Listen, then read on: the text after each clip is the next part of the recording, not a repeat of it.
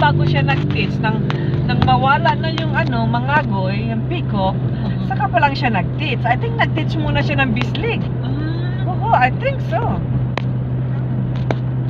Tapos nag-work sa Tapos pagkatapos noon, pataas siya ng pataas. Tapos nag-aral yata siya, kinuha niya ang PhD niya sa education. Tapos nagiging siya, yung parang regional ba siya? O parang pangalawa siya na superintendent, parang gano'n.